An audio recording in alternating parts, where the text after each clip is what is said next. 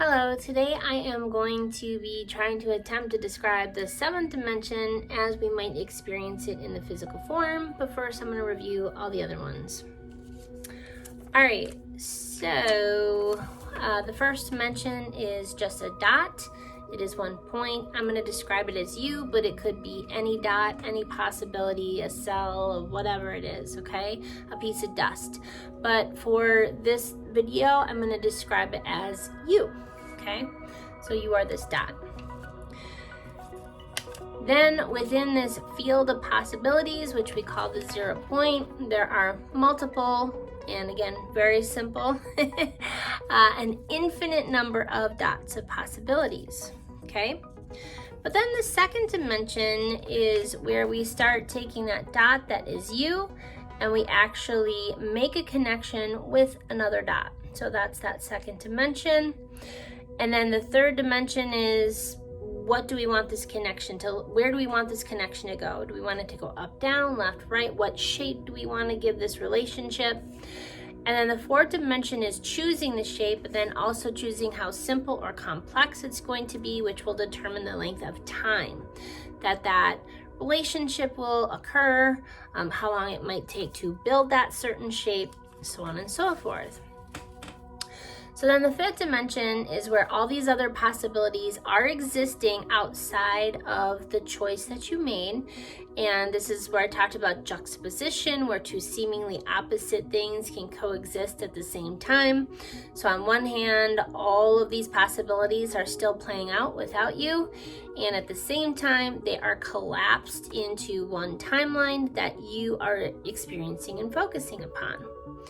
Then we talked about the sixth dimension. How do we go from this point that we chose to possibly experiencing other timelines?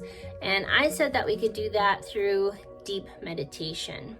Through deep meditation, if you get there, and I am going to do a 3-part series on meditation because I think there can be some confusion and things like that about what meditation is and what to expect when you do meditation. So eventually, with enough training, you could possibly experience other timelines, and that, I say, is the sixth dimension. So that brings us up to the seventh dimension. Okay, so for me, the seventh dimension is where we start to get into the quantum field, all right? And basically, kind of what happens is whatever occurs outside is also occurring inside. So as we move to a quantum consciousness, we are going to start seeing that in our outer world with like quantum computing and things like that. So one of the things that I did is I took my understanding of how quantum computers work, which is a very, very basic level, okay, just very basic level, and also my background knowledge on what quantum is, again, very basic level. And I combine those to think about how we might experience that as humans within our physical form. So my understanding about how quantum computers work, and also it kind of matches with what woo-woo people or esoteric or spiritual people talk about, is that they send a signal down throughout the computer, okay? And that's quantum computers, that's real in life. And in woo-woo, spiritual, which I think we are coming to combine or understand that they both work the same, they talk about key codes or light codes. And what are those? To me, that is just light, sound, vibration. And some people say that it comes from the sun.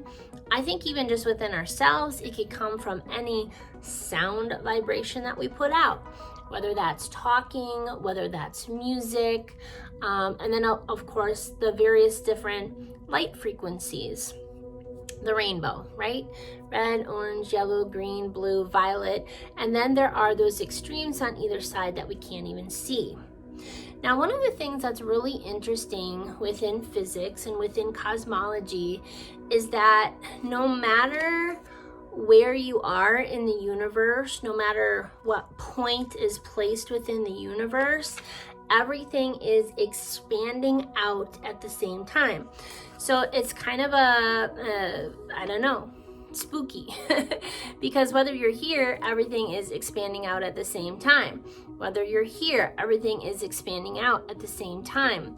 And a lot of times people think that these higher dimensions are somewhere else. They're like way out there. They're in some metaphysical place.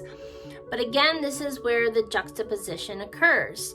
Cosmologists say that the universe is expanding. We experience everything around us. We don't currently, unless you're in deep meditation or something like that, experience things from other people's point of view. In my experience, and also if you look at fractal geometry, again, this is so weird. Like, in order to get to these higher dimensions, a thing has to divide itself, and it's actually creating multiples of itself at the same time. Again, that juxtaposition, it's dividing and multiplying all at the same time. But when it does that, it actually collapses in upon itself. So as it multiplies and expands, it is also collapsing in upon itself. And that is where I'm saying we as humans actually get to experience the sixth dimension and higher. The sixth dimension is going to be that deep meditation where we can experience different timelines and maybe even what it's like to be different people. And then as we move into the seventh, that's actually what physicists say.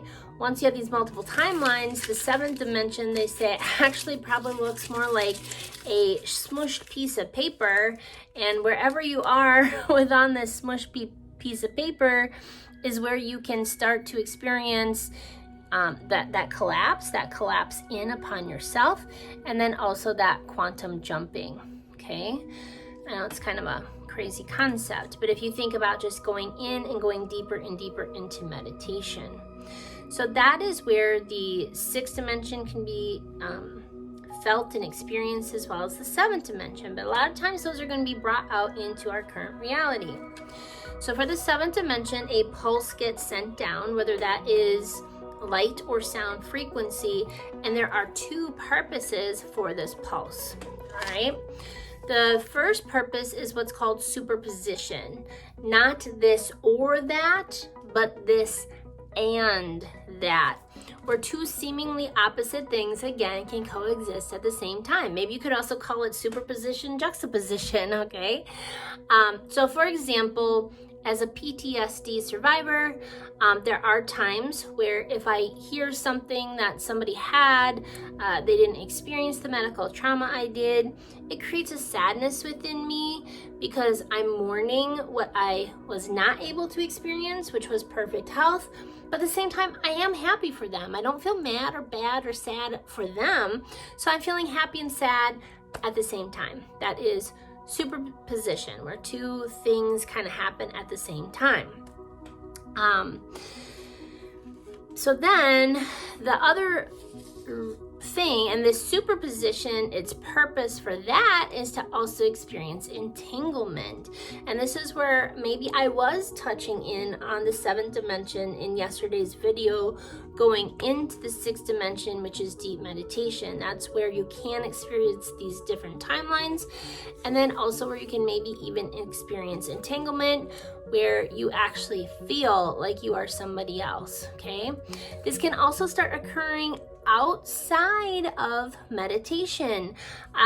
When it first started happening to me in 2015, I thought someone had hacked my phone or something, because two totally different people that I talked to were starting to say the exact same things to me at the exact same time. Or sometimes when I experienced something, someone else was experiencing something very similar at the exact same time. So that is the entanglement process, that spooky action at a distance. So join me as I talk about the different, three different things about meditation, and also as I continue to go into the seventh and eighth dimension, which is deep meditation, but also sound and light vibrations.